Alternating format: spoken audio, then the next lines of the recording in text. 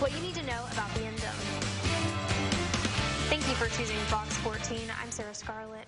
First on Fox, residents north of Ruston can now breathe easier after an ammonia pipeline has been temporarily fixed. But questions still surround why the leak happened in the first place. Fox 14's Brian Briggs spoke with officials to try to get to the bottom of the rupture. Brian? That's right, Sarah. Some residents in north of Ruston had quite a scare this morning when a pipeline sprung a leak yesterday evening. The dangerous fumes prompted the Lincoln Parish Sheriff's Office to evacuate residents living in close proximity to the pipeline. Some residents had to shelter in place, while some were out of their homes for almost 20 hours. And this person smelled something that smelled kind of like ammonia, and he also noticed something spraying out of the ground. So that's where it all kind of started. Coming up at 9, I spoke with the Lincoln Parish Sheriff's Office and the Louisiana State Police to get more information on the pipeline and what residents in the area should expect over the next few days. Live in the control room, Brian Briggs, Fox 14 News. Thanks, Brian. The Union Parish Sheriffs need your help finding a man suspected of having sex with 2 teenagers. Police are looking for 21-year-old Christopher Foster of Farmerville. Police say he is suspected of having sex with a 16-year-old and a 14-year-old during June of this year.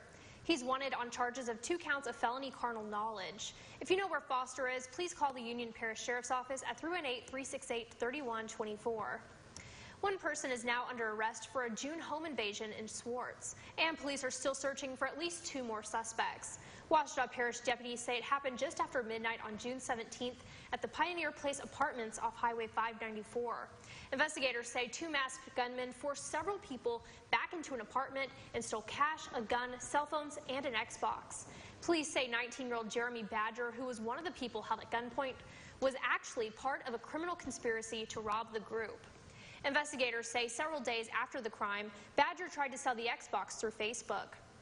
He's charged with criminal conspiracy and armed robbery. Police are still looking for the 2 gunmen. A Louisiana man has been arrested after being accused of sending lewd pictures of a former co-worker. State police arrested 26-year-old Jimmy Cassis. Cassis is accused of attempting to blackmail a former U.S. Army co-worker by sending lewd pictures of the victim to the victim's general. Cassis was a former state police cadet, but was fired in June after police learned of the Army's investigation of him.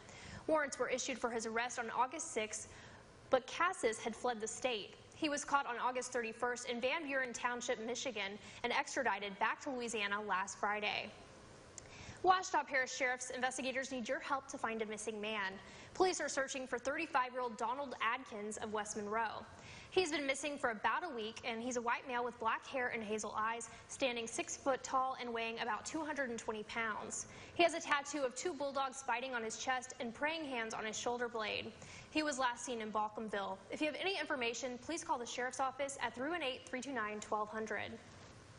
Well, it's a win for waterways. Congress is awarding money to 4 projects on the water, including the Lake Providence Port. Fox 14's Bria Jones spoke to the resident of the local levee board about the impact it will have on farmers. Bria?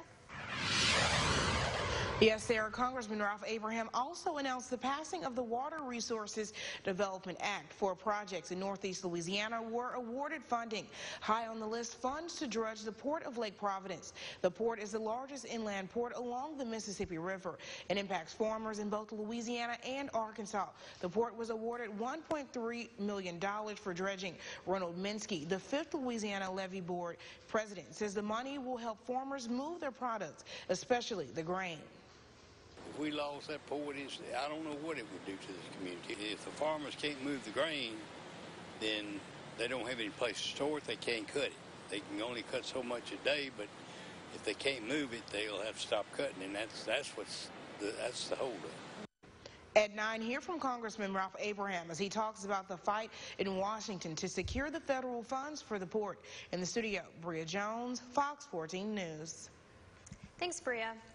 The West Carroll Parish Law Enforcement District received a big boost from the feds today. Congressman Ralph Abraham announced today that $53,000 will be awarded to West Carroll law enforcement.